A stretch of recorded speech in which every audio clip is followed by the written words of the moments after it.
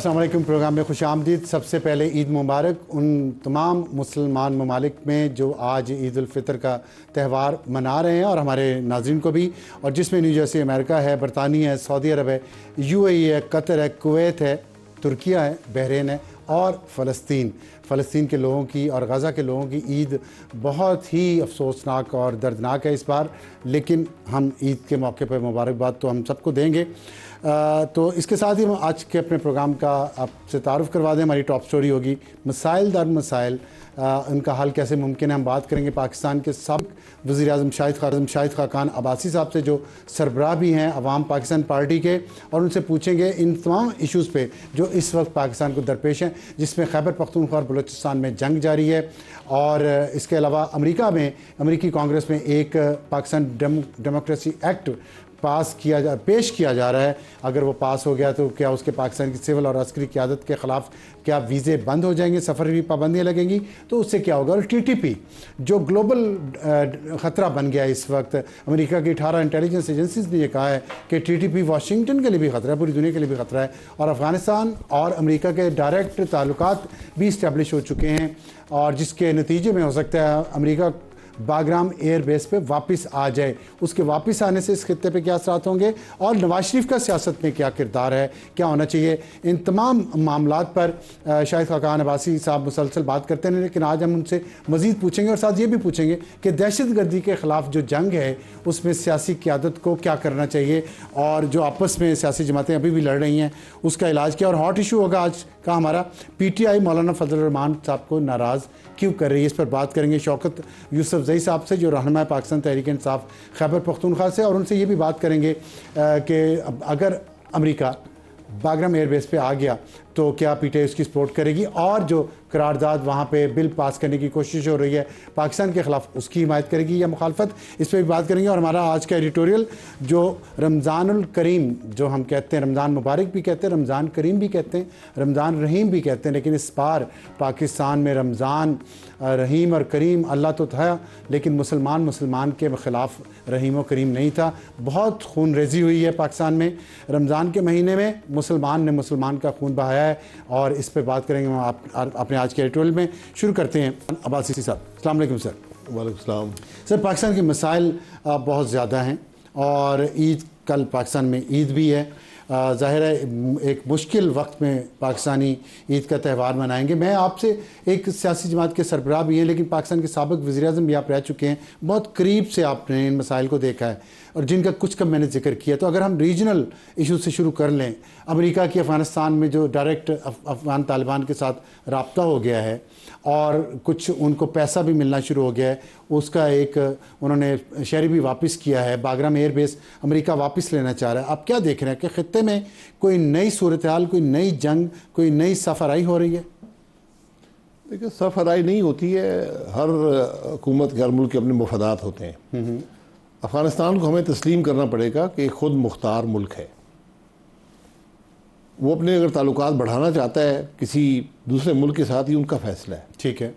اس میں ان کے کیا اثرات ہو سکتے ہیں، ہم پہ کیا اثرات ہونے ہیں. ہم پہ خیبر پختونخوا میں جنگ جاری ہے، بلوچستان میں جنگ جاری ہے، اور اس کے ڈانڈے افغانستان سے ملتے ہیں اور انڈیا سے ملتے ہیں. وہ جنگ ہمارے ملک کے اندر ہے، لیکن اس کو باہر سے ہمارے ملک کے حالات ہمارے اپنے پیدا کر دیں.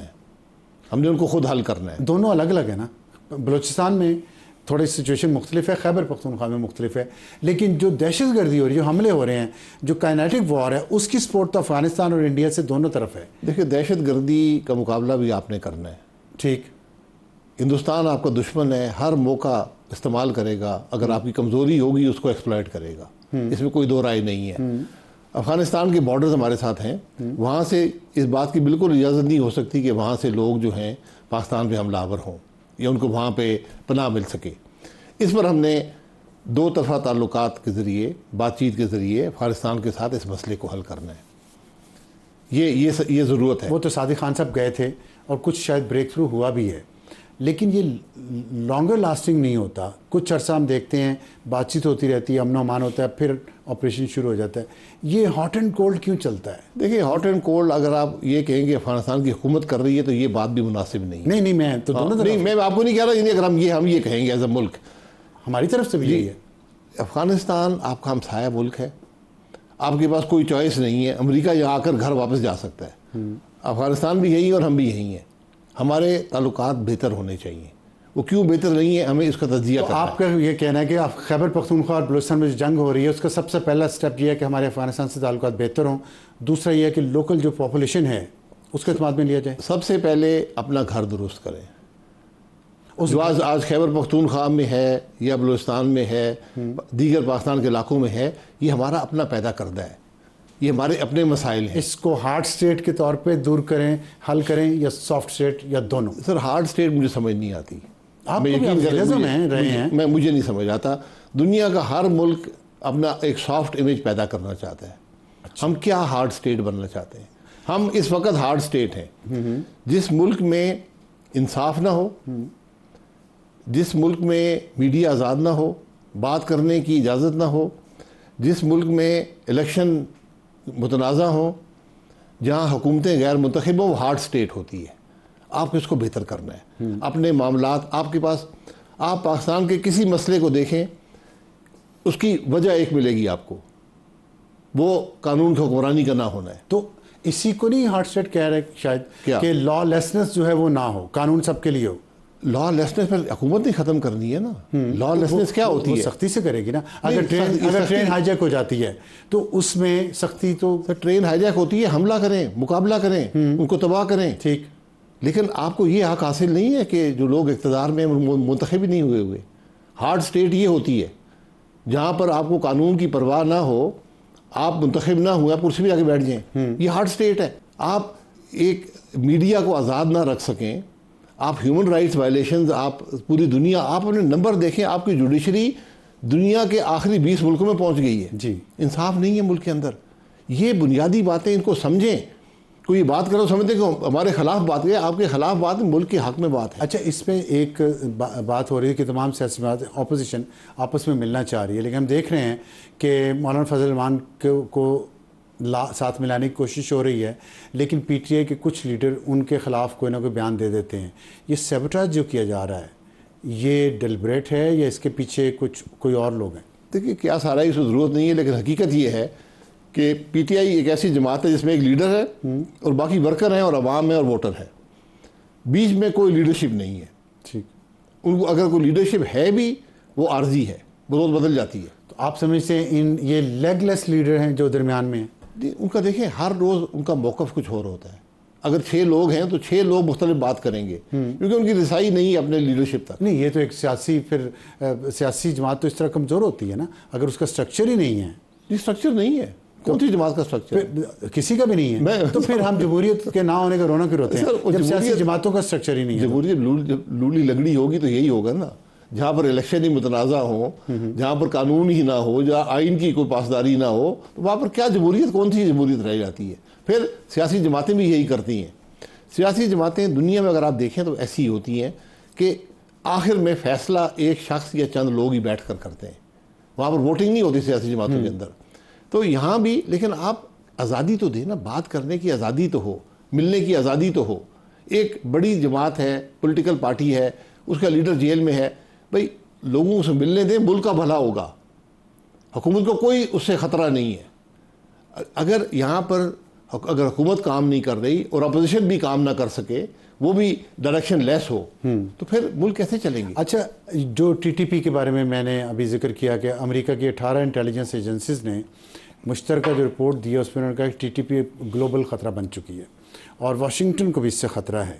تو اور جو افغان طالبان کے ساتھ امریکہ کا جو ڈائریکٹ رابطے ہوئے ہیں, آپ سمجھتے ہیں کہ, اور امریکہ نے پیسے بھی دینے شروع کر دیے ہیں افغان طالبان کو, کہ افغان طالبان حکومت دباؤ میں آئے گی ٹی ٹی پی کو کنٹرول کرنے میں, اور کیا پاکستان کو اس سے کچھ فائدہ ہوگا, فرق ہوگا؟ دیکھیں یہ جو معاملات ہیں ٹی ٹی پی کے, یہ آپ نے افغانستان کی حکومت کے ساتھ 2 طرفہ بات چیت کے ذریعے طے کرنے ہیں. یہ ٹی ٹی پی پہلے بھی یہی تھی, ہم ماضی بھول جاتے ہیں نا, اور بڑی شدت, اس سے بہت زیادہ شدت سے تھی. اس سے زیادہ شدت سے نہیں تھی, اس بہت زیادہ تھی. میں ڈیٹیل میں نہیں جاتا, آپ کے سامنے ہم نے جنگ لڑی ہے, ہم نے ہزاروں شہید دیے ہیں اس خرابی سے ختم کرنے کے لیے. اس وقت افغانستان میں کس کی حکومت تھی؟ بات تو یہ ہے نا. اگر آج امریکہ یہ کہہ رہا ہے تو اچھی بات ہے, امریکہ کرے اس معاملے میں, مدد کرے ہماری، افغانستان کی حکومت کی مدد کرے کہ یہ معاملہ نہ ہو. یہ ٹیررزم سب کی ذمہ داری ہے. اچھا، آپ نے کہا امریکہ ہماری مدد کرے. ہماری مدد اس لحاظ سے کہ اگر وہ سمجھتے ہیں کہ یہ خرابی ہے دنیا کے لیے، ٹیررزم دنیا کے لیے خرابی ہے. لیکن بعض لوگ سمجھتے ہیں کہ اگر باگرام ایئر بیس پہ امریکہ واپس آ گیا تو اس سے ریجنل انسٹیبلٹی ہوگی، کیونکہ چائنیز مفادات جو ہیں اور ٹی ٹی پی جو ٹارگٹ کر رہی ہے ان کو، اور بی ایل اے بھی ٹارگٹ کر رہی ہے چینیوں کو، وہ اس میں زیادہ شدت آ جائے گی. دیکھیں وہ اپنا بیلنس خود پیدا کریں گے. یہ افغانستان کی افغان حکومت، میں یہی کہہ رہا ہوں، وہ امریکیوں کو روک پائیں گے. آپ دوسرے ممالک کے معاملات طے نہیں کرتے. نہیں، اگر ان کی وجہ سے ہمارے یہاں انسٹیبلٹی آتی ہے. آپ کے یہاں کیا انسٹیبلٹی آئے گی؟ جو میں بتا رہا ہوں کہ اگر مزید حملے شروع ہو گئے کوئی امریکہ کے یہاں آنے سے اور چینی شہریوں پہ ہوئے، کیونکہ بی ایل اے نے تو ڈکلیئر کیا ہوا ہے کہ چینی شہری ہمارے ٹارگٹ ہیں، فوجی ٹارگٹ ہیں. بی ایل اے اس لیے کر رہی ہے کہ وہ پاکستان کو ڈیسٹیبلائز کرنا چاہتے ہیں وہاں پر ان کے، جب اور امریکہ چین کو پیچھے دھکیلنا چاہ رہا ہے. جی، تو یہ جب ملک کے اندر انتشار ہوگا، یہ آپ کے شہری ہیں جو بی ایل اے ہیں، یہ ہتھیار اٹھا کر پہاڑ میں چلے گئے، آج ملک کے خلاف کارروائی کر رہے ہیں، ان کا آپ نے مقابلہ کرنا ہے. ان کی جڑ تک بھی پہنچیں کہ یہ خرابی پیدا کیوں ہوئی ہے، اس بات کو بھی ضرور دیکھیں تاکہ اس کو ہم ختم کر سکیں. یہ معاشرے کے اندر ایک خرابی پیدا ہو گئی ہے، ایک ناانصافی کا عنصر یہاں شامل ہے. وہ اس لیے جہاں ٹارگٹ کر رہے ہیں، یعنی وہ سمجھتے ہیں کہ اس سے پاکستان کمزور ہوگا. جب بھی ایسا انتشار ہوتا ہے، جو ہمارے دشمن ہوتے ہیں خاص طور پہ بھارت، وہ اس کو استعمال کرتا ہے. وہ ان کو فنڈنگ بھی کرے گا، انفلٹریٹ بھی کرے گا، ہمارے خلاف کاروائیاں بھی کروائے گا. اس پہ ٹو پرانگ پالیسی نہیں ہونی چاہیے کہ جنہوں نے ہتھیار اٹھائے ہوئے ہیں اگر وہ ہتھیار نہیں ڈالتے تو ان سے جنگ ہو، اور جو ینگ جنریشن پڑھی لکھی ہے جنہوں نے ہتھیار نہیں اٹھائے لیکن ناراض ہیں، ان کے ساتھ بات چیت کی جائے، ان کے مسائل حل کیے جائیں. بالکل، آپ نے دونوں اصل وجہ تک آپ نے پہنچنا ہے. کسی نے ہتھیار اٹھا لیا، آپ نے حملہ آور عورت کو مقابلہ تو کرنا آپ لازم ہو گیا نا. آپ نہیں سمجھتے سیاسی جماعتیں اور سیاسی لیڈر اس وقت اس سچویشن میں بے بس ہیں؟ کچھ ان کو راستہ نظر نہیں آ رہا، نہ وہ کر پا رہے ہیں. نہیں ہے یہ بلوچستان کے لیڈر پچھلے 8 سال سے، میں تو کم از کم 8 سال سے سن رہا ہوں ان کی باتیں، وہ یہی کہہ رہے ہیں. وہ کہہ رہے ہیں اب ہمارا کنٹرول نہیں رہا. میں 3 بڑی سیاسی جماعتوں کی بات کروں، 4 کی، پیپلز پارٹی، نون لیگ، پی ٹی آئی. وہ کیا کریں گے؟ نہیں تو پھر یہ جب آپ یہ کہتے ہیں کیا کریں تو بے بس ہے نا. وہ حکومت میں ہے نا، اپنی حکومت کو استعمال کریں، لیکن کوئی ڈائریکشن نہیں نظر آ رہی. اس طرف ڈائریکشن اس لیے نظر نہیں آ رہی کہ یہ سب حکومتیں غیر نمائندہ ہیں، ان کو عوام نے منتخب نہیں کیا تھا. خرابی دیکھیں بسار صاحب، اگر ہم خرابی کو آنکھیں بند کر لیں گے نا، یہ ساری خرابی یہ ہے، اس بات کو تسلیم کر لیں. میں یہ نہیں کہہ رہا کہ آپ کسی کو سزا دیں، اس معاملے کو درست کریں. اچھا، یہ درست اگر یہ حالات ہیں کہ یہ حکومتیں منتخب نہیں ہیں، اس ماحول میں جب سیاسی جماعتیں بے بس لگ رہی ہیں، آپ نے ایک بیان دیا کہ نواز شریف کو اپنا رول ادا کرنا چاہیے. وہ کیا رول ہو سکتا ہے؟ آپ ذرا کھل کے بات کریں گے اس میں. دیکھیں، نواز شریف صاحب کو بھی اور ہم سب کو بھی، نواز شریف اکیلے کچھ بھی نہیں کر سکتے. اچھا، ان کی جماعت آج یہاں بھی اقتدار میں ہے، وفاق میں، اور صوبے میں بھی اقتدار میں ہے. کے پی اپنا بلوچستان میں بھی حصہ ہے ان کا. تو اب اگر حکومت نہیں معاملے کو طے کر پا رہی، میاں نواز شریف صاحب اس ملک کے سب سے پرانے سیاسی لیڈر ہیں، اگر وہ خاموش رہیں گے تو اس خاموشی کے بہت سے سوال اٹھتے ہیں. ان کو ایکٹیو ہونا پڑے گا، اپنا رول ادا کر، جو بھی رول ہے. نہیں، پہلے انہوں نے اپنا رول ساری عمر پلے کرتے رہے نا. ان کی آپ ساتھ رہے ہیں، آپ کو پتہ ان کی بہت ساری ایسی باتیں نہیں مانیں گی. 2017 کی بات کر لیں، بلوچستان میں جو کچھ ہوا، آپ اس کے بعد پرائم منسٹر بنے، تو وہ آپ کے خیال میں ایک انسان، لیڈر انسان بھی تو ہوتا ہے نا، وہ نہیں سمجھ رہے ہوں گے کہ میری ضرورت نہیں ہے تو میں خاموش رہوں؟ نہیں، ضرورت پیدا کرنی پڑتی ہے. اگر آپ میں صلاحیت ہو، آپ میں تجربہ ہو، تو آپ کی ذمہ داری بن جاتی ہے. ذمہ داری بن جاتی ہے. اچھا، آپ کہہ رہے ہیں کہ اب ان کی یہ ذمہ داری ہے. یہ ان کی ذمہ داری ہے. اگر ان کا دل خرابی نظر آ رہی ہے، جتنا بھی دل ان کا ڈسٹرب ہوا ہے، ان کی ذمہ داری آپ سمجھتے ہیں کیا ہے؟ سر، سیاسی لیڈر کا دل ڈسٹرب نہیں ہو سکتا، پھر وہ سیاست انسان تو ہوتا ہے نا. سر، انسان ہوتا ہے نا. فرض کریں انہوں نے سیاست چھوڑ دی ہو. سر، یہ بہت کچھ برداشت کرنا پڑتا ہے. اچھا، اگر آپ نہیں کر سکتے پھر سیاست چھوڑ دیں. نہیں، نواز شریف میں برداشت تو ہے نا. پھر ٹھیک ہے، پھر اپنا رول ادا کریں. آپ چاہتے ہیں کہ وہ رول ادا کریں؟ آپ رول ادا کریں، اور آج وہ رول ادا کر سکتے ہیں. ان کے بھائی وزیر اعظم ہیں، وہ ایک فریق ہیں. آپ سمجھتے ہیں کہ نواز شریف کے باہر نکلنے سے، رول ادا کرنے سے واقعی فرق پڑ جائے گا؟ کوشش تو ہوگا نا. تو پھر اگر اس کے علاوہ تو نہیں ہو رہا. اچھا، ایک میں آپ سے اور بات کہ کیونکہ آپ کا بہت تعلق ہے نواز شریف کے ساتھ، میں اس لیے آپ سے بات کرنا چاہ رہا ہوں. آپ کی الگ سے جماعت ہے، لیکن پھر بھی آپ سمجھتے ہیں کہ اگر نواز شریف اس دفعہ رول ادا کریں تو وہی کچھ نہیں ہوگا جو ماضی میں پہلے ان کے ساتھ ہوتا رہا. کیا جو بھی رول انہوں نے ادا کیا اس کو کیسے سکٹل تو ہر دفعہ کیا گیا نا. کوئی بات نہیں, سکٹل کر لیں. اگر کوشش نہیں کریں گے تو پہلے دن سکٹل ہو گیا. نہیں تو دائرے میں کیوں گھومیں؟ اب ساتھ کوشش ہی نہیں کریں گے تو ناکامی تو پھر واضح ہے. رائٹ, لیکن جو سکٹل کرتے ہیں انہوں نے کوئی سبق ان کو ہم نہیں سکھائیں, انہیں نہیں کہیں کہ بس کریں. سر وہ اپنا سیکھیں نہ سیکھیں, ہم نے تو کوشش کرنی ہے نا. تو اگر ہم کوشش ہی نہیں کریں گے یار تو ماضی میں بھی ہوتا رہا, چلے گھر بیٹھ جاتے ہیں. پھر تو دائرے میں گھومتے رہیں گے نا. سر دائرہ نہیں ہے, دائرہ یہ ہے کہ آپ کچھ کریں نا. آپ کی جب سیاست میں آپ جاتے ہیں نا, زبردستی سیاست میں کوئی نہیں جاتا. ٹھیک ہے, ہم سب وہاں جاتے ہیں, ہماری ذمہ داری ہے. ٹھیک ہے, لیکن میں یہاں بیٹھا ہوں, لیکن کچھ تو بہتری, کچھ گارنٹیز تو دوسری طرف سے بھی آنی چاہیے نا. اگر بہتری آئے گی تو ہم اس کو دوبارہ. زندگی میں کوئی گارنٹیز نہیں ہے. پی ایم ایل این نے ایک سودا کر لیا اپنے اصولوں پہ, اقتدار میں آ گئے. میں نواز شریف کی بات کر رہا ہوں. میاں نواز شریف ہی پی ایم ایل این ہے. پی ایم ایل این کا ووٹر نہ میاں شہباز شریف کو جانتا ہے نہ کسی اور کو جانتا ہے, وہ صرف میاں نواز شریف کو جانتا ہے جو ووٹر رہ گیا ہے. ٹھیک ہے. اچھا آخر میں یہ مجھے بتائیے گا کہ جو ابھی ہم نے بات کی باگرام ایئر بیس کی, کہ آپ کہہ رہے ہیں کہ امریکہ وہاں آ رہا ہے تو افغانستان کا اپنا مسئلہ ہے, لیکن دوسری طرف ہم دیکھ رہے ہیں کہ ایک وہاں پہ پاکستان ڈیموکریسی ایکٹ لایا جا رہا ہے جس میں سول اور ملٹری قیادت جس نے عمران خان کو گرفتار کیا اسپیسیفکلی, یہ لکھا اس میں, ان کے سفری پابندیاں ہیں, ان کو ویزا یو ایس کا نہ دیا جائے یا کینسل کر دیا جائے. آپ سمجھتے ہیں کہ یہ ممکن ہے, اور ممکن ہے تو اس کے اثرات کیا ہوں گے؟ کیا پی ٹی آئی کو اس سارے پروسیس کو سپورٹ کرنا چاہیے ان حالات میں جب پاکستان ایک حالت جنگ میں؟ دیکھیے امریکہ میں آج ایک غیر روایتی غیر معمولی حکومت ہے. یہ بل جو جہاں تک میری سمجھ ہے ایک پرائیویٹ ممبر بل کے طور پہ آیا ہے. کچھ وہاں اب یہ کر سکتے ہیں اسپانسر, ایک ڈیموکریٹ ہے ایک ریپبلکن, اور یہ بالکل عین ممکن ہے کہ یہ بل پاس بھی ہو جائے. ممکن ہے جی جی, کیونکہ وہاں پہ ایک نظام جو ہے نا وہ اس طرح کیا جاتا ہے کہ آپ گیو اینڈ ٹیک ہوتی ہے. آپ اس بل کو کسی اور بل سے اٹیچ کر دیتے ہیں, تو جب وہ بل پاس ہوتا ہے یہ بھی ساتھ پاس ہو جاتا ہے. تو لیکن اس کے باوجود کہ پاکستان نے شریف اللہ کو بھی پکڑ کے دیا امریکہ کو, امریکی پریزیڈنٹ ٹرمپ نے جو اسٹیٹ آف دی یونین میں ایک ہی ملک کا نام لیا, پاکستان کا شکریہ ادا کیا, پھر بھی ہو گئی. سر پاکستان نے کلیم کیا تھا کبھی کیا؟ ہمیں تو امریکہ کے صدر نے بتایا کہ ایک آدمی گرفتار کر دیا, تو ہم نے تو کبھی نہیں کہا تھا. ہاں ٹھیک ہے, لیکن تو اچھا اس کا لگتا ہے گڈ ول وہاں تو ہے نا. جی لیکن پھر بھی یہ بل پاس ہو سکتا ہے. گڈ ول نہیں سر, گڈ ول نہیں ہوتی, یہ ایک مفادات کی بات ہوتی ہے. ٹھیک ہے. اب اگر وہاں پہ اکثریت جو ممبرز ہیں وہ یہ سوچتے ہیں کہ ٹھیک ہے یہ ہیومن رائٹس کا ایشو ہے, ہم پاس کر دیتے ہیں, وہ پاس کر دیتے ہیں. اس کی کیا حیثیت ہے اس بل کی؟ وہ صرف ایک اظہار ہے, رائے کا اظہار ہے. نہیں تو وہ پابندی نہیں لگے گی. پابندی آٹومیٹکلی نہیں لگتی, وہ ایگزیکٹو لگاتا ہے. ایگزیکٹو, تو ایگزیکٹ اگر بل پاس ہو گیا تو ایگزیکٹو پابندی لگانے کے لیے ایگزیکٹو اس کے بغیر بھی لگا سکتا ہے. بل کے پاس ہوئے بغیر, بل پاس ہونے کے بعد نہ بھی لگائے, یہ بھی اس کا حق ہے. یہ بھی اس کا حق اس پہ. لیکن سچویشن تو بہرحال نہیں, یہ بات ہمارے لیے اچھی نہیں ہے. یہ اگر پابندیاں اس طرح کی لگ جائیں تو اس لیے میں کہہ رہا ہوں کہ اپنے گھر کو درست کریں نا. ٹھیک, یہ حالات ہی پیدا نہ ہو. دیکھیں دنیا, ٹھیک, آپ سمجھیں کہ آپ کتنے ولنریبل ہیں دنیا میں, آپ کے کچھ مسائل ہیں, دنیا پہ نظر رکھے ہے, تو وہ دنیا ہر حربہ استعمال کرے گی آپ کو دبانے کے لیے. ٹھیک, ان کو وہ موقع مت مہیا کریں. بہت شکریہ شاہد خاقان عباسی صاحب, ہم سے بات کرنے کا. وقت ایک بریک کا, بریک کے بعد واپس آئیں گے تو ہمارا آج کا hot issue P T I Maulana Fazal الرحمان کو ناراض کیوں کر رہی ہے, اور کیا علی مین گنڈا پور اپنی سیٹ بچا سکیں گے یا نہیں. چھوٹے سے بریک کے بعد پروگرام میں دوبارہ خوش آمدید. ہاٹ ایشو ہے, اور اس وقت ہمیں جوائن کیا شوکت یوسف زئی صاحب نے, رہنما ہیں پاکستان تحریک انصاف کے خیبر پختونخوا سے.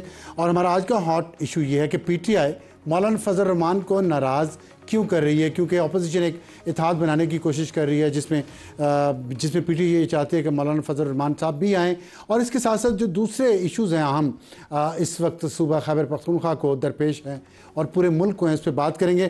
یوسف زئی صاحب السلام علیکم اینڈ خوش آمدید. وعلیکم السلام, بہت شکریہ. آپ سے میں شروع کرنا چاہتا ہوں. ظاہرہ مولانا فضل الرحمان صاحب والا ایشو بہت اہم ہے, لیکن پہلے میں ایک بات آپ سے یہ کرنا چاہتا ہوں کہ جو ٹی ٹی پی کا ایشو ہے یہ اب گلوبل بن گیا ہے, اور امریکہ کی 18 انٹیلیجنس ایجنسی نے سب نے مشترکہ رپورٹ دی ہے کہ ٹی ٹی پی دنیا کے لیے, پوری دنیا کے لیے ایک سب سے بڑا خطرہ بن گئی ہے, القاعدہ کے برابر یا القاعدہ کے بعد. تو اور اس کے خلاف پاکستان ایک جنگ کر رہا ہے.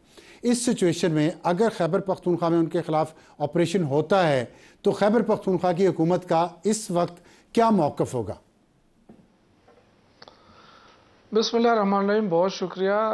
میرا نہیں خیال ہے کہ اتنا بڑا جو امریکہ نے دعویٰ کیا ہے، یہ چونکہ امریکہ کے اپنے مفادات بھی ہوتے ہیں اور ریجن کے اندر اس کے نئے ارادے کیا ہیں، کیونکہ جب وہ افغانستان سے نکل رہا تھا تو اس نے بہت بڑے مقدار میں اسلحہ چھوڑ کر گیا تھا، اور وہ اسلحہ ابھی تک جو ہے وہ وہاں پہ موجود ہے، تو اس کی موجودگی بھی ایک بہت بڑا کویسچن ہے۔ اور ابھی یہ دیکھنا پڑے گا کہ امریکہ جو ڈیمانڈ کر رہا ہے کہ جی ہمیں ہمارا اسلحہ واپس کر دے، وہ اسلحہ واپس لے گا یا وہ ریجن میں واپس آئے گا اپنے اسلحے کی نگرانی کے لیے یا چلانے کے لیے۔ تو یہ دونوں چیزیں ہیں۔ اب میرا نہیں خیال ہے کہ ٹی ٹی پی اتنی مضبوط ہے کہ وہ پاکستان سے باہر بھی جا کے کارروائیاں کر سکے۔ یہ کوئی ایسا بہانہ ضرور ہے کہ ریجن میں دوبارہ انٹری کی جو ان کی خواہش ہے۔ اچھا، اگر ریجن میں دوبارہ انٹری کی بات آپ نے کی ہے تو یہ پاسبلٹی تو ہے، کیونکہ افغان طالبان کے ساتھ، حکومت کے ساتھ ڈائریکٹ رابطہ ہو گیا امریکہ کا۔ زلمے خلیلزاد وہاں پہ آیا اور قطر کے ذریعے ہوا ہے۔ اگر باگرام ایئر بیس امریکہ کو واپس مل جاتی ہے اور وہ اسلحہ بھی امریکہ کو واپس مل جاتا ہے جو وہاں پہ وہ چھوڑ کے گیا ہے، اور طالبان کو امریکی ڈالرز آنا شروع ہو جاتے ہیں، اس صورت میں ٹی ٹی پی کے لیے مشکلات وہاں پہ پیدا ہوں گی، اور اگر ہوں گی تو پاکستان اور آپ کی حکومت کس طرف کھڑی ہوگی اس وقت؟ دیکھیں، میں یہ سمجھتا ہوں کہ جو پاکستان کی خارجہ پالیسی ہے وہ اس میں بہت بڑی کنفیوژن ہے۔ جب تک وہ کلیئر نہیں ہوتی اس وقت تک کچھ نہیں کہا جا سکتا کہ کیا ہونے والا ہے۔ دیکھیں، امریکہ جو ہے بہت سارے کام جو ہے وہ پاکستان کے بغیر نہیں کر سکتا، اور یہ ہم نے دیکھا ہوا ہے، ماضی کے اندر بھی ہم نے دیکھا ہے کہ اب امریکہ جو بھی کرتا تھا وہ پاکستان کے ساتھ مل کر ہی کر سکتا تھا۔ تو ابھی بھی میں یہ سمجھتا ہوں کہ پاکستان کو اپنی پالیسی واضح کر دینی چاہیے جو اب تک نہیں ہے واضح۔ اب ایک صوبہ کی کیا خواہش ہے یا کیا کر سکتا ہے، یہ ایک الگ ایشو ہے۔ وہ جب نیشنل سیکورٹی کا ایشو آئے گا تو صوبہ ظاہر ہے پھر اپنے ملک کے ساتھ کھڑا ہوگا۔ کوئی ایسا نہیں ہو سکتا ہے کہ صوبہ پھر اپنا الگ 1.5 انچ کی مسجد بنا لے۔ لیکن جو اصل چیز ہے وہ یہ ہے کہ اب کی خارجہ پالیسی سامنے آنی چاہیے اس وقت۔ ٹھیک ہے، 46 سال ہو گئے ہیں خیبر پختونخوا فرنٹ لائن ہے اس جنگ میں جو افغانستان میں جاری ہے، اور اگر امریکہ واپس آتا ہے افغانستان میں تو باگرام ایئر بیس اس کو واپس دیا جاتا ہے، تو کیا پاکستان تحریک انصاف سیاسی جماعت کے طور پہ اس امریکی قدم کو انڈورس کرے گی یا اس کی مخالفت کرے گی؟ دیکھیں، میں نہیں سمجھتا ہمیں دوسرے ملکوں میں جو مداخلت کا وہ ہے وہ تو نہیں کرنا چاہیے، لیکن میں سمجھتا ہوں کہ ان کی جو واپس آمد ہے وہ ریجن کے لیے کوئی پیس کا باعث نہیں بن سکتا۔ امریکہ اگر اس دفعہ آئے گا تو وہ ظاہر ہے اس نے جو ماضی میں جو غلطیاں کی ہیں ان غلطیوں کو بھی نہیں دہرائے گا، اور کس پلان کے تحت آئے گا وہ بھی واضح ہونا چاہیے۔ ادروائز اگر وہ آئے گا تو اس سے بڑا کلیئر میسج جا رہا ہے کہ ابھی تک جو پاکستان کے خلاف کارروائیاں ہو رہی ہیں اور افغان سرزمین استعمال ہو رہی ہے، اور دوسری طرف امریکہ پوری سپورٹ کر رہا ہے، مالی امداد کر رہا ہے کابل گورنمنٹ کا، تو یہ بڑا کویسچن مارک ہے کہ کیوں ایسا ہو رہا ہے۔ تو اس پہ بھی پاکستان کو بڑا کلیئر موقف کے ساتھ آنا چاہیے۔ ٹھیک، ان حالات میں کہ جب آپ یہ سمجھتے ہیں کہ باگرام ایئر بیس اگر واپس امریکہ کے پاس گیا تو ریجنل انسٹیبلٹی ہوگی، وہاں امریکی کانگریس میں جو ولسن اور ایک اور سینیٹر نے، دونوں نے مل کے ایک قرارداد بلکہ ایک بل لے کے آ رہے ہیں، پاکستان ڈیموکریسی ایکٹ، جس پہ یہ ڈیمانڈ ہے کہ پاکستان کی سول اور ملٹری قیادت پر سفری پابندیاں لگا دی جائیں امریکہ سفر کرنے پہ، جنہوں نے عمران خان کو گرفتار کیا ہوا ہے۔ تو کیا آپ اس امریکی اقدام کی سپورٹ کریں گے پی ٹی آئی ان حالات میں جو بھی آپ نے بتائے ہیں؟ دیکھیں، یہ جو وہاں پہ جو بھی کارروائی ہوتی ہے وہ وہاں کے جو لوکل پاکستانی ہیں، جن کا ووٹ بینک ہے، جو الیکشن ہوتا ہے تو وہ اپنی پوری لابنگ انہوں نے وہ کرتے ہیں، وہ اس میں تحریک انصاف کا کوئی رول نہیں ہے ایسا جہاں بیٹھ کے ہم ان کو کوئی ڈکٹیٹ کر سکتے ہیں۔ یہ وہاں کے جو اپنے لوکل پاکستانی ہیں، یہ ان کی اپنی کوششیں ہوتی ہیں، اور وہ چاہتے ہیں کہ پاکستان کے اندر جو ہے پارلیمنٹ کی بالادستی ہو، ڈیموکریسی ہو، اور ہر بار ہم دیکھتے ہیں کہ ڈیموکریسی جو ہے وہ اس کو وہ کر دیا جاتا ہے، لپیٹ دیا جاتا ہے۔ تو اس طرح اگر ہم اپنے ملک کو ٹھیک کر لیں اور ملک میں ڈیموکریسی بحال کر لیں تو کسی اور کو ضرورت بھی نہیں ہوگی کہ ہمارے ملک کے سسٹم کے بارے میں بات کریں۔ لیکن جو ملک جس مقصد کے لیے بنا ہے، جس مقصد کے لیے بنا ہے وہ ہے جمہوری سسٹم، اور ہم دیکھ رہے ہیں کہ روز بروز وہ جمہوری سسٹم جو ہے وہ ڈیریل ہوتا جا رہا ہے، ناکام ہوتا جا رہا ہے۔ اس کی وجہ یہ ہے کہ جمہوریت پر اعتماد نہیں ہو رہا ہے، اس پہ عمل نہیں ہو رہا ہے۔ آپ کی عدالتیں فیصلے کر رہی ہے، آپ کے فیصلے کو حکومت یعنی جو انتظامیہ اس کو آنر نہیں کر رہی ہے۔ دوسری طرف آپ امریکہ میں دیکھیں کہ ٹرمپ نے جو فیصلہ کیا اوورسیز کے حوالے سے، لیکن اس کی جو عدالتیں ہیں انہوں نے اس کے فیصلے کو اڑا کے رکھ دیا۔ تو اگر ہم اپنی کمپیریزن کس چیز کے ساتھ کریں؟ ہمارے عدالتی فیصلوں کو نہیں مانا جا رہا، پارلیمنٹ کی بالادستی کوئی تسلیم ہی نہیں کر رہا ہے، کوئی مان بھی نہیں رہا ہے کہ پارلیمنٹ کی بھی بالادستی ہو سکتی ہے، ہیومن رائٹس کی کوئی ویلیو نہیں ہے پاکستان میں۔ تو میں یہ سمجھتا ہوں کہ ہمیں اپنا ہاؤس اینڈ آرڈر کرنا چاہیے۔ جی ٹھیک ہے، ان حالات میں کیا جب آپ یہ سمجھتے ہیں کہ افغانستان میں امریکی مداخلت انسٹیبلٹی لائے گی تو پاکستان میں امریکی مداخلت جائز ہو جائے گی؟ نہیں، مداخلت کی تو میں کبھی حق میں نہیں ہوں۔ میں تو آپ سے کہا نا کہ یہاں سے کوئی موومنٹ نہیں ہوئی ہے اس طرح کے فیصلے کے۔ تو آپ پی ٹی آئی پاکستان اس ایکٹ کی مخالفت کرے گی یا اس کو سپورٹ کرے گی؟ دیکھیں، میرا ذاتی خیال یہ ہے کہ پاکستان چونکہ بہت سارے ممالک کے ساتھ سگنیٹری ہے بہت سارے ایشوز کے اوپر، جس میں ہیومن رائٹس ہے وہ بڑے امپورٹنٹ ہے اور بہت ہی اہم ہے بہت سارے ملکوں کے ساتھ۔ تو اگر پی ٹی آئی مخالفت کرے گی یا حمایت کرے گی اس ایکٹ کی؟ صرف یہ سمپل سوال ہے۔ نہیں، میں ایکٹ کی بات نہیں کر رہا ہوں۔ ظاہر ہے اس کے پیچھے کوئی محرکات ہوتی ہیں، اس محرکات کو دیکھنا پڑے گا نا۔ اب محرکات یہ ہے کہ پاکستان میں ہیومن رائٹس کی وائلیشن ہو رہی ہے، وہ ممالک نہیں، ہمارا مسئلہ ہے نا، یہ تو امریکہ مداخلت کرے گا تو آپ حمایت کریں گے پھر؟ دیکھیں، امریکہ کو مداخلت کرنے کی ضرورت نہیں ہے، میں تو اس کے بھی امریکہ کے اس کا حق نہیں رہا ہوں کہ وہ مداخلت کرے، لیکن ہم خود موقع دے رہے ہیں، ہمیں موقع نہیں دینا چاہیے، ہمیں اپنے سسٹم کی کمزوریوں کو دور کرنا چاہیے۔ وہ میں مانتا ہوں، لیکن اگر یہ ایکٹ آیا تو پی ٹی آئی پاکستان اس کی مخالفت کرے گی یا اس کی حمایت کرے گی؟ دیکھیں، اگر یہ آیا تو پھر یہ ہماری خارجہ پالیسی کی ناکامی ہے۔ میں تو اگین نہیں کہنا چاہتا ہوں نا کہ اس پہ اب دیکھیں بہت ساری چیزیں ایسی ہیں، وہ بھی مان لیا، جی ٹھیک ہے، تو نہیں ہونا چاہیے۔ میں تو کہہ رہا ہوں نہیں ہونا چاہیے، لیکن اگر ہوتا ہے تو آپ کی خارجہ پالیسی ناکام ترین خارجہ پالیسی ہوگی۔ ہاں، یہ صحیح ہے۔ اچھا، ابھی یہ ایک لسٹ آئی ہے، اس پہ جو الزام ہے وہ یہ ہے کہ سلمان اکرم راجہ اور شبلی فراز نے خان صاحب کو جا کے 23 ایم این ایز کے بارے میں کہا ان کو پارٹی سے نکال دیں۔ وہ کون سے 23 ایم این ایز ہیں؟ اچھا، میرے علم میں ایسی بات نہیں ہے، میڈیا کی خبریں ہیں، ایسی اتھینٹک بات میں نہیں سمجھتا ہوں اس کو، کیونکہ ابھی تک پارٹی میں اس چیز پہ کوئی ڈسکشن نہیں ہوئی۔ میں ابھی تھوڑی دیر بعد کسی سے بات کر رہا تھا بڑے سینئر سے، تو انہوں نے کہا کہ یہ پتہ نہیں، یہ میڈیا کی خبر ہے، اس طرح کی کوئی بات ہے نہیں، اور اگر ہے بھی تو میرا نہیں خیال ہے کہ خان صاحب اس طرح کوئی بلنٹلی یا اس طرح اندھادھند کوئی فیصلے کرے گا۔ ظاہر ہے اس پہ کمیٹی بن سکتی ہے، اس میں وہ ہو سکتا ہے، ان کی انویسٹیگیشن ہوتی ہے، کس بات پہ نکالے، مطلب اچھا، تو انویسٹیگیشن اور کمیٹی بننے کی گنجائش تو ہے۔ اس کمل 23 ایم این ایس پہ شکوک تو ہیں کہ وہ فارورڈ بلاک بنا رہے ہیں۔ اگر فارورڈ بلاک بن گیا عید کے بعد تو کیا علی امین گنڈا پور صاحب اپنی کرسی وزارت اعلیٰ کی محفوظ رکھ پائیں گے؟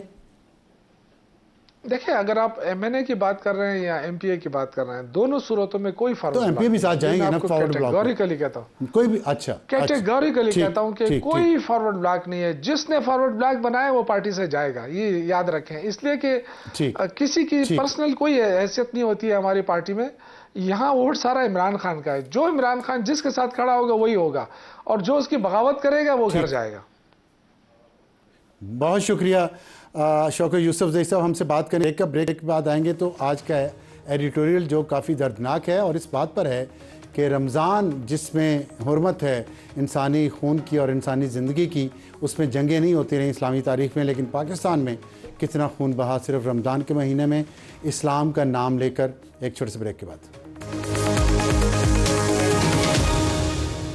اور آج کا ہمارا ایڈیٹوریل رمضان کے بارے میں ہے کہ اس رمضان مسلمانوں کا خون بہتا رہا، فلسطین میں بھی، جہاں پہ حالیہ حملوں میں 900 سے زائد فلسطینی شہری شہید ہو گئے ہیں اور 2023 سے جاری جنگ میں اب تک 57,000 سے زائد فلسطینیوں کو شہید کیا جا چکا ہے اسرائیلی فوج کی طرف سے.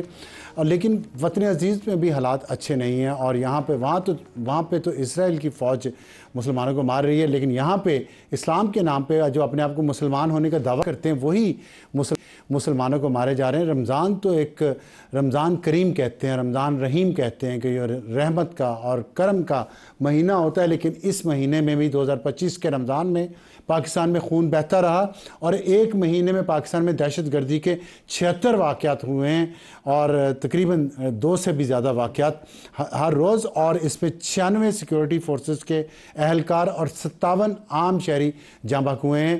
اور یہ ان لوگوں نے شہید کیا ان سب کو جو اپنے آپ کو دعویٰ کرتے ہیں کہ وہ مسلمان ہیں اور وہ اسلام کا نام لے کے داڑیاں رکھ کے اور اس دعوے کے بعد کہ وہ اسلام کو نافذ کریں گے، انہوں نے رمضان کے مبارک مہینے میں ان پاکستانیوں پر کسی میں مسجد پہ حملہ کیا، کسی عورتوں پہ حملہ کیا، بچوں پہ حملہ کیا. اور دوسری جو کارروائیاں دہشت گردوں کے خلاف ہوئی ہیں اس میں 149 دہشت گرد ہلاک ہوئے اور چند ایک واقعات جو ہیں، تیسرے روزے کو دہشت گردوں کی بنو کینٹ میں گھسنے کی کوشش اور 2 بارود سے بھری گاڑیاں کینٹ کی دیوار سے ٹکرا دیں. 10ویں روزے کو روزے کی حالت میں جعفر ایکسپریس کے مسافروں کو یرغمال بنایا گیا اور جس میں 100 کے قریب لوگ شہید ہوئے اور 33 دہشت گرد بھی مارے گئے. اور 22ویں روزے کو 16 دہشت گرد جو ہیں افغانستان سے پاکستان میں گھستے ہوئے ہلاک ہو گئے. اور یہ ہے رمضان کا مہینہ جو پاکستان ہے. بہت ہی افسوسناک، اور شاید اسلامی تاریخ میں کسی رمضان میں مسلمانوں کو اس بے در طریقے سے نہ مارا ہو جس طرح ان دہشت گردوں نے، ٹی ٹی پی کے دہشت گردوں نے اور بی ایل اے کے دہشت گردوں نے مسلمانوں پر حملے کر کے مسلمانوں کو مارا ہے. اللہ تعالیٰ ہم پہ رحم فرمائے اور ان لوگوں کو بھی عقل دے. اس موقع پہ عید مبارک. جیسے بھی ہو کل عید ہے، آپ کو ہم اللہ سے دعا کرتے ہیں کہ پرامن طریقے سے اور خیر خیریت سے یہ عید گزر جائے. اجازت چاہتے ہیں. Good night.